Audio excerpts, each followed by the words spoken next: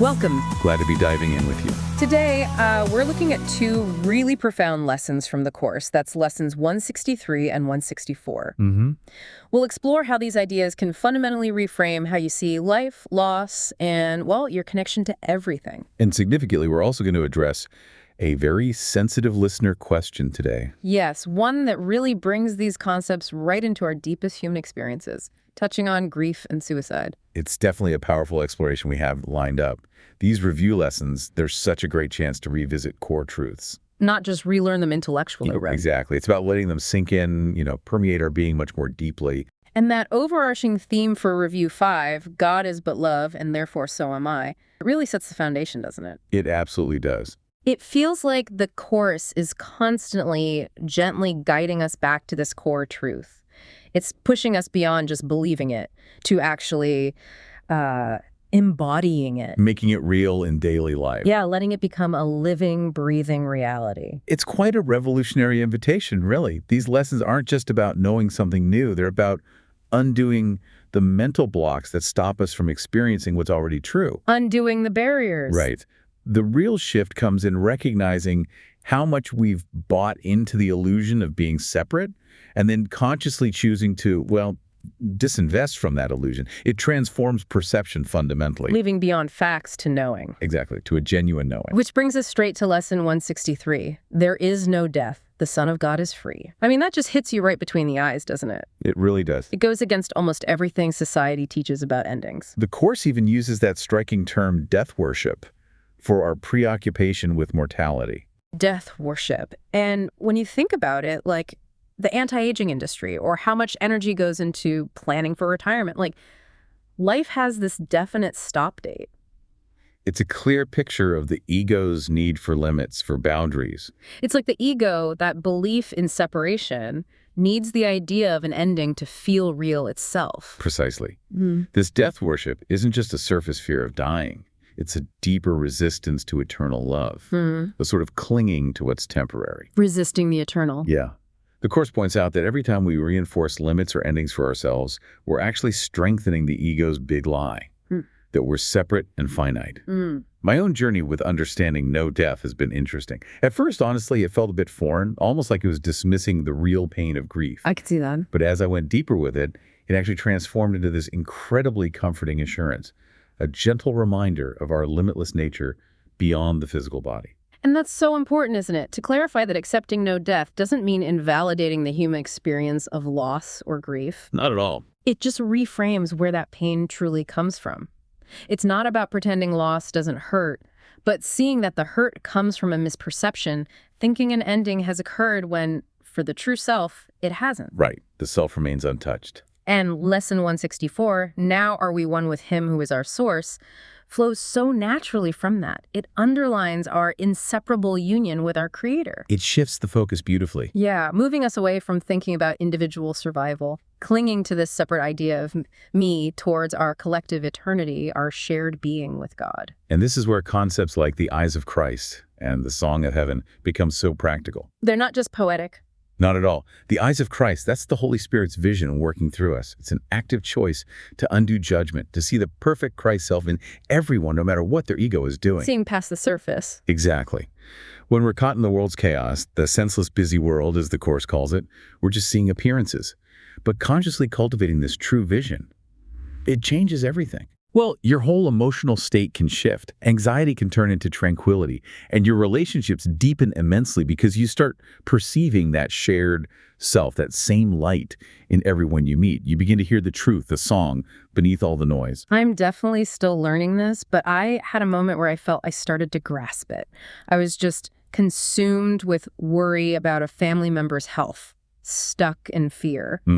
Understandable. But then I consciously really tried to see beyond the body, to remember their true identity as the Son of God, always whole, always free from sickness. Shifting your perception. Yeah. Yeah. And it wasn't like a magic switch, not perfect, but it created space. The panic lessened and this quiet peace started to come in. It allowed me to be more present, more supportive, without my own fear messing things up. It showed me how powerful that internal shift can be. That's such a perfect illustration. Peace isn't about external circumstances changing or how things look. It's entirely about choosing a different way of seeing. A choice we make inside. Yes. The Course is so clear. God did not create death, and peace is already inherent within us. When you put those two together, it's radical. It flips the script on suffering. Completely. I mean, suffering is ultimately a choice we're making, not something inflicted on us. We always have the option to choose peace instead, no matter what seems to be happening. And the logic follows, right?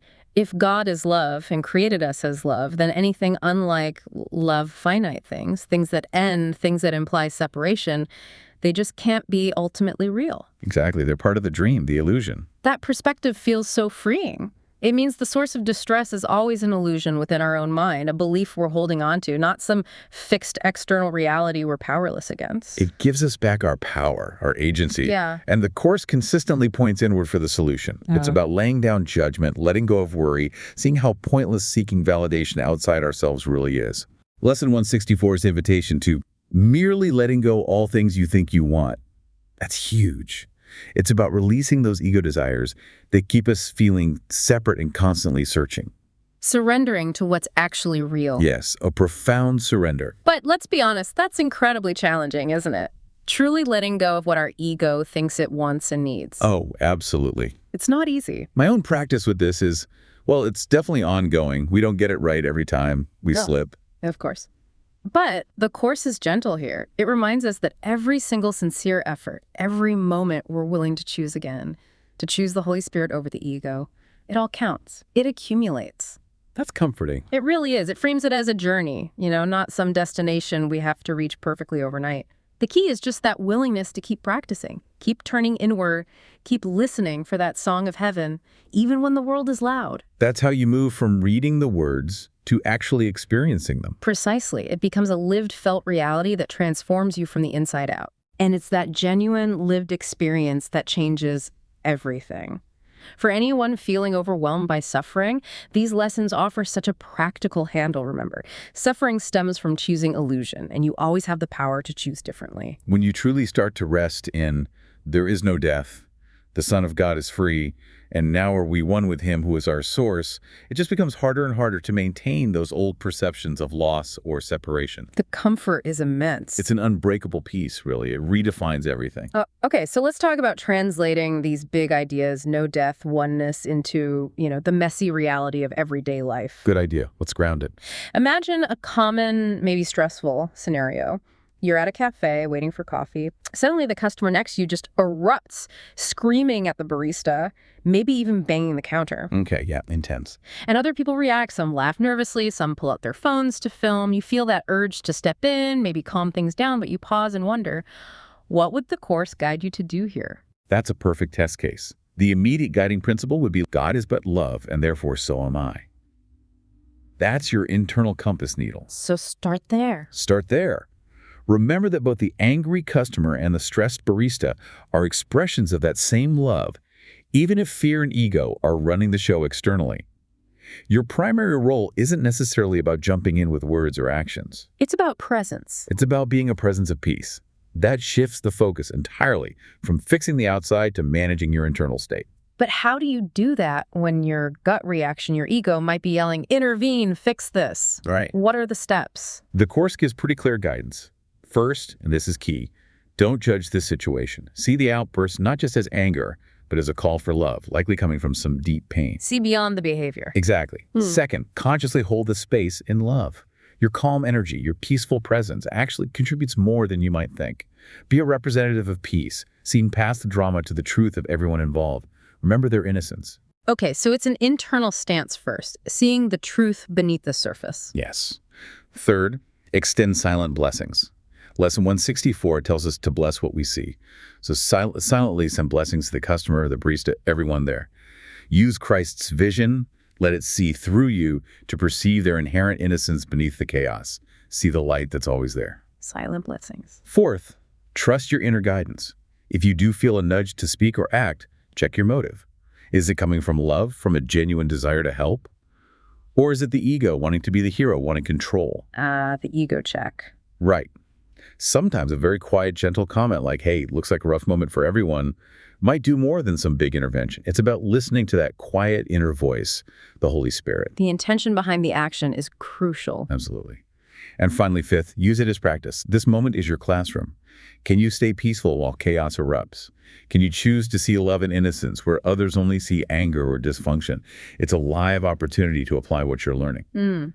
Applying lesson 164 right there. We will not judge today. Precisely. The greatest gift you offer is refusing to make anyone wrong, choosing to see the light in everyone, even when they can't see it themselves. That's powerful. But, okay, the practical side again. What about safety? If things really escalate, the person seems genuinely dangerous. You mentioned being wise as serpents and gentle as doves. How does that fit? A vital question. Spiritual wisdom absolutely includes practical wisdom for navigating the world. If the situation feels like it's escalating towards physical threat, aggressive gestures, that kind of thing, your spiritual practice includes ensuring safety. Okay, so what does that look like? 3 key things. First, protect yourself and others. Moving away, creating distance, even leaving if necessary, that's not unspiritual. Yeah. You're honoring the body as the vehicle you need for your learning right now. So it's not abandoning love, it's preserving the tool for learning. Exactly. Second, getting appropriate help is part of that wisdom. Calling security, management, maybe even the police if someone seems truly dangerous, that's not judgment. It's a practical response to a perceived threat in the world while you strive to maintain inner peace. Practical action, peaceful mind. Yes. And third, always trust your intuition. That inner guidance we talked about. It includes your God-given instinct for safety. If something feels genuinely threatening, honor that feeling. It's the Holy Spirit guiding you to protect the physical form while your mind stays centered in peace. That makes sense. Okay, and well, this connects directly to the listener question we received, which brings these truths right into one of the most difficult human experiences. Yes, the question about suicide. Our listener wrote, and I'll read it directly, someone I respected and admired committed suicide. How does the Course address this issue? Also, how does the Course help people who are impacted by the suicide of someone they love? What should I be thinking about the person who killed himself? First, just let me say, our hearts truly go out to you. Losing someone you cared for deeply, especially in this way, is incredibly painful. We want to approach this with the utmost compassion. Absolutely. Lesson 163 gives us that foundation. There is no death. The Son of God is free.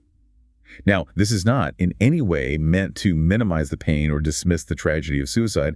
Not at all. But it offers a profoundly different perspective, one that we hope can bring some comfort. The Course teaches that what we perceive as death is, in the ultimate reality, an illusion. Our essential self, the Son of God, our true unified nature created by God, cannot actually be destroyed or ended. So your loved one's true essence, their real self, remains absolutely whole, perfect, and safe in God's eternal love. The intense despair and pain that led to their final act, that was part of the ego's illusion, a painful dream they were experiencing. It was not their true reality as God created them. They're still whole, still free in their true identity. Yes. The Course would gently guide you to see beyond the physical circumstances, to look past the form of death, towards their eternal innocence. They remain exactly as God created them. Perfect, whole, beloved. That moment of deepest despair wasn't their truth. No, it was a temporary, albeit incredibly intense, belief in separation from love, a clouding of their true identity. And from that cloud, they are now free. So how can you honor them now? By remembering their light, not dwelling on the darkness of that final moment. When those painful thoughts inevitably arise about their last actions, gently, lovingly redirect your mind to who they really were and still are in truth. Hold them in the light that you knew, of the light they truly are. Keep their true self in mind. And Lesson 164 adds another layer. Now are we one with Him who is our source. Even in grief, especially in grief, you can find connection both with God and with your loved one through this shared source. Because the connection isn't broken. Love is eternal. The physical form changes, but love itself transcends all perceived endings. Their being, their essence, remains connected to yours through God's perfect, unbreakable love. And what about forgiveness? That often comes up. Yes, the Course always leads us to forgiveness as the path to peace. It might mean forgiving yourself for any guilt, any what-ifs that naturally surface. Forgiving the situation almost. And ultimately, it's about trusting God's love to encompass all circumstances, even this incredibly painful one, holding everyone, including your loved one and yourself, perfectly within His embrace. It's about releasing judgment and letting love define them in your continuing connection. We truly hope this perspective offers some measure of comfort and guidance during what must be an incredibly difficult time. Finding peace amidst such pain is a process. Be gentle with yourself. That brings us toward the close of this deep dive today. It's been quite an exploration, hasn't it? It's always powerful to revisit these truths. Realizing our essence is beyond endings and our unity with our source is this constant, joyous reality. It just changes how you see everything. It reframes every experience, turns the world into a classroom for peace. The invitation really is to consistently practice seeing beyond that veil of illusion, to keep reminding ourselves of the boundless freedom that is our natural state as the Son of God. Keep these truths close. Let them inform your perception as you move through your day, in every little interaction, every quiet moment. We really look forward to joining you again soon as we continue along this path of the Course. Next time, we'll be exploring Lesson 178. Until then, may peace truly be with you.